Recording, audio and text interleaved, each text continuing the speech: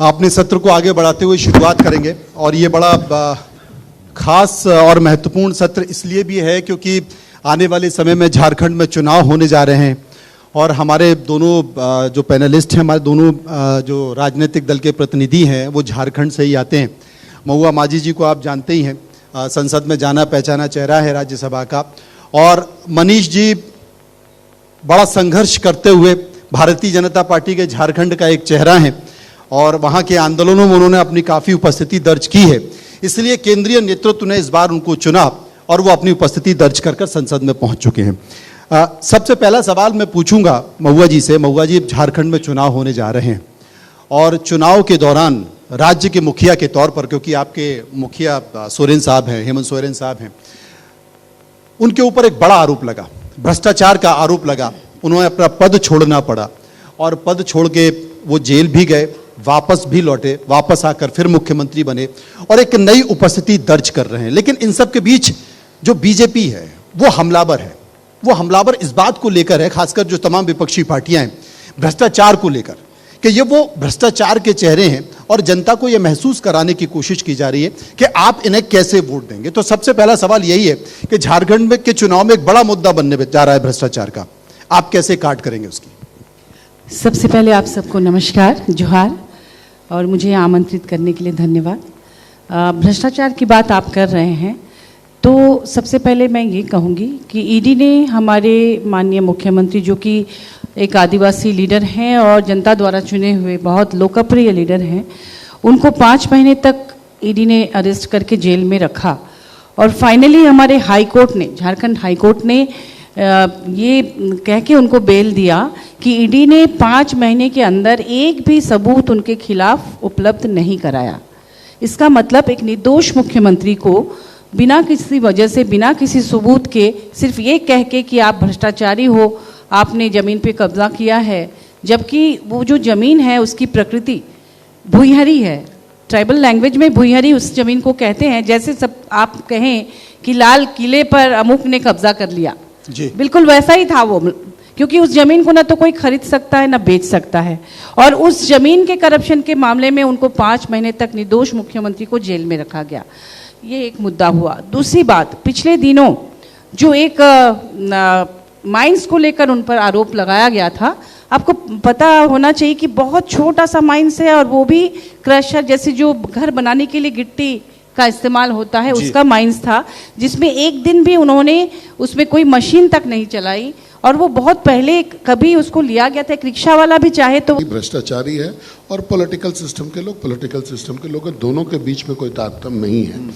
आज अगर आप झारखंड की अगर विशेष करके बात करें तो ये चुनिंदा मामले हैं जो कि अभी सामने आए हैं। अभी झारखंड में शराब का घोटाला, बालू का जो घोटाला है, वो ट्रांसफर पोस्टिंग का उद्योग, ये सब चीज़ों को भी सरफेस पे आना बाकी है। आप आज देखिएगा कि 5 साल का लगभग कार्यकाल खत्म हो रहा है, आज तक बालू के माइंस का रिन्यूअल झारखंड में नहीं हुआ। और जबकि बालू एक ऐसा फैक्टर है जिससे डेवलपमेंट भी जुड़ा हुआ है, वहाँ प्रधानमंत्री आवास भी उससे बनता है। तो ये जितनी भी बालू का उपयोग झारखंड में हो रहा है आज वो टोटली अवैध है। तो ये जो अवैध है इसकी कमाई किसको जा रही है? आज आपने आरोप सुना होगा कि कोयले का, अवैध कोयले का परिचालन बड़े धड़ल्ले से हो रहा है। आज नक्सलवाद वापस लौट रहा है झारखंड में। तो ये सब जो सारी चीज़ें हैं, आज केवल 2 चीज़, अभी इन्होंने एक IAS ऑफिसर को क्लीन चिट देने का प्रयास किया कि भाई उनके जो हॉस्पिटल है वो बीजेपी के समय में बना, लेकिन ये भी तो सच है कि 17 करोड़ रुपया उनके CA के पास से कैश रिकवर होता है। तो वो किस समय का था? वो डेफिनेटली वो पीछे का पैसा तो नहीं होगा। महुआ जी, हमने आपको डिस्टर्ब नहीं किया था। 2 मंत्रियों के आपको हमने डिस्टर्ब नहीं किया जब आप बोल रही थी। नहीं, आपने तो इनको इतना डिस्टर्ब कर दिया कि इनके मुख्यमंत्री को भीतर भेज दिया और आप कहें कि डिस्टर्ब नहीं किया। इनको बोलने में डिस्टर्ब नहीं किया। आज अगर आप झारखंड में जमीन रियलिटी पे जाएंगे तो कितने जमीन जो जिसके बारे में महुआ जी जिक्र कर रही हैं कि ये जमीन खरीदा नहीं जा सकता, ये नहीं बेचा जा सकता, सोरेन परिवार पर कितने आदिवासी जमीन खरीदने का आरोप है, ये थोड़ा आप पता कर लीजिए। हमको जो जानकारी है कि ये 100 से ज़्यादा ऐसे प्रतिबंधित जमीन है जिसका मामला भी चल रहा है, सीबीआई के यहाँ भी चल रहा है, और धीरे धीरे अपने लीगल कोर्स जो है वो अपना समय लेगा जी। तो ये प्रतिबंधित जरूर है, लेकिन इन लोगों ने अपने प्रभाव का इस्तेमाल किया। अभी आप देखिए, इनके एक मंत्री थे कांग्रेस के, इनके सरकार में, उनके पीए के नौकर के पास से, थोड़ा आप गौर करिएगा, स्टेटस की बात मैं कर रहा हूं कि उनके पीए के नौकर के पास से 35 करोड़ रुपए कैश जब्त होता है। और क्या जब्त होता है? ट्रांसफर्स के जो रिक्वेस्ट हैं कि भाई इसको यहां से यहां करना है, वो भी पैसे के साथ लगा हुआ आज के दिन में ये जब्त होता है। तो ये क्या दर्शाता है कि ये लोग क्या बहुत ईमानदार लोग हैं? इन लोगों ने पैसा लेकर के भाजपा के मंत्रियों के भी पीए रह चुके हैं उसके पहले, तो वो पैसा किस समय का है, किनके कार्यकाल का है, ये पता लगाना जरूरी है। कि वो आप जब आपकी सरकार थी उस समय आप लोगों के भी पीए रहे। हाँ, दो मंत्रियों के पीए रहे। अब पैसा किस कार्यकाल का है उसको देखना पड़ेगा। आज वर्तमान के समय में वो किनके पीए हैं और किनके ट्रांसफर की बातें आ रही हैं, ये चीज आपको देखना चाहिए आज के दिन। एक बहुत महत्वपूर्ण विषय मैं यहां रखना चाहता हूं, क्योंकि बहुत सारे लोग मौजूद हैं इस देश में। जितने भी प्रदेश हैं, ऐसे जितने प्रदेश जहां पर आदिवासियों की संख्या ज्यादा है या उनको आदिवासी बहुल्य प्रदेश कहा जाता है, आप यकीन मानिए कि आजादी के इतने साल बाद भी उन प्रदेशों में आदिवासियों की स्थिति आज भी दयनीय है। उनके पास खाने का संकट है, उनके पास रहने का संकट है, और सबसे ज्यादा पलायन अगर कहीं होता है तो इन प्रदेशों में होता है। आपको महानगरों में बड़ी बड़ी अट्टालिकाएं, बड़ी बड़ी बिल्डिंग बनती हुई मिल जाएंगी। उन प्रदेशों में अगर ईंट और बालू उठाते हुए अगर महिलाएं मिलेंगी तो वो आपको झारखंड की मिलेंगी, वो आपको छत्तीसगढ़ की मिलेंगी, वो आपको उड़ीसा की मिलेंगी।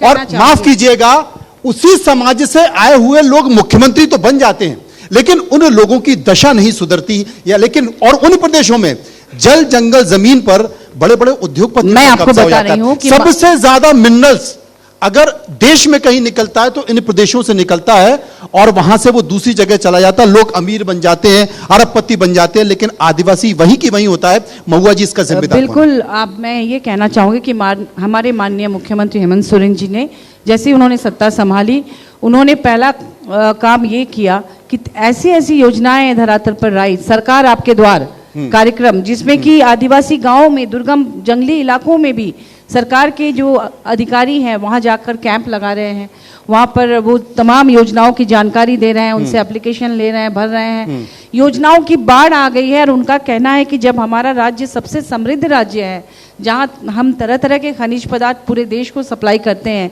इस राज्य को देश का नंबर 1 बनाना हमारा मकसद है। और इसके लिए उन्होंने पोटो हो खेल योजना, सावित्रीबाई फुले किशोरी समृद्धि योजना, ट्रैफिकिंग को खत्म करने के लिए, ह्यूमन ट्रैफिकिंग को, डायन हत्या खत्म करने के लिए, स्वरोजगार से जोड़ने के लिए एसएचजी ग्रुप बनाकर उन्हें ट्रेनिंग देना, उन्हें सब्सिडी में लोन देना, और उनके लिए एक के बाद एक, जैसे सावित्रीबाई फुले किशोरी समृद्धि योजना है जो अगर ये तमाम सारी योजनाएं हैं तो बावजूद फिर झारखंड के आदिवासी पुरुष और महिलाएं बेंगलुरु में जाके मजदूरी क्यों करते हैं, दिल्ली एनसीआर में आके मजदूरी क्यों करते हैं, मुंबई में जाके मजदूरी क्यों करते हैं? और मेरा सवाल आपसे भी है, उसमें जेएमएम की सरकार नहीं, छत्तीसगढ़ जहां आपकी भी सरकार है, वहां के लोग पलायन क्यों करते हैं? के कार्यकाल में 15,000 लड़कियों की तस्करी एक ट्रैफिक करने की थी, जो अभी जेल में है जी।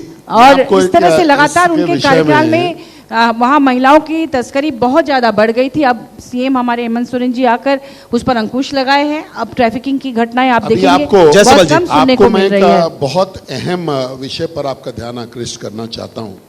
आपने अभी इनके पलायन के बारे में बोला, लेकिन अगर आप देखिएगा, अगर आप आंकड़ों से देखिएगा तो आज आदिवासियों का एग्जिस्टेंस ही खतरे में है। 1951 में झारखंड में 44% इनकी पॉपुलेशन थी जी। 70s में ये घट करके 36% हुई और अभी ये 26% पर है। तो ये लगातार एक जो है एक साजिश के तहत इनके जो पॉपुलेशन है इनको कम किया जा रहा है। अब आप ये मत कह दीजिएगा, मतलब आप मानते हैं ना कि इतनी सारी योजनाएं होने के बावजूद पलायन हो रहा है, लेकिन बट आप पलायन बिल्कुल हो रहा है, लेकिन केंद्र सरकार नहीं, मैं आपको बताऊं, केंद्र सरकार कोयले की रॉयल्टी के 1,36,000 करोड़ रुपए बकाया रखी है, नहीं दे रही है। कौन से लोगों ने इस देश पर सबसे ज्यादा राज किया है, यह आपको समझने की जरूरत है। आज भारतीय जनता पार्टी अगर 10 साल से केंद्र में शासन कर रही है और अगर झारखंड का भी ये जो इल्यूजन है कि झारखंड में भारतीय जनता पार्टी ने सबसे ज्यादा राज किया है, तो मैं आपको अभी बता दूं कि अगर ये कार्यकाल को अगर आप हेमंत सोरेन जी का ले लें तो भारतीय ये आपके जो अपोजिशन है उनका कार्यकाल जो है पिछले 24 सालों में जब से झारखंड आजाद हुआ तो ये ज्यादा इनका ही शासन रहा है। बिल्कुल और नहीं। इनके शासन को पूरा मिला दिया जाए अगर इलाका है, लेकिन आप देखें कि पिछले 15 सालों में या 20 सालों में किस प्रकार से धीरे धीरे करके कम हुआ है। अब आप झारखंड के एग्जाम्पल लें, रघुवर दास जी के शासन में लगभग उग्रवाद का सफाया हो गया था। आज वो पुनः किसके शासन में जन्म ले रहा है? उग्रवादियों की घटना बढ़ रही है, पिछले 5 सालों में बढ़ी है। कौन बढ़ावा दे रहा है? क्यों कंट्रोल नहीं हो पा रहा है इनसे? तो आज अगर झारखंड की वर्तमान सरकार को आप बिल्कुल ही खत्म है, तो अभी ये आपको लॉ एंड कोई ऑर्डर ऐसी में घटना फेल सुनाई है। नहीं देगी। अच्छा, झारखंड में सभी खत्म हो गया, प्रकार- छत्तीसगढ़ में बढ़ रहा है।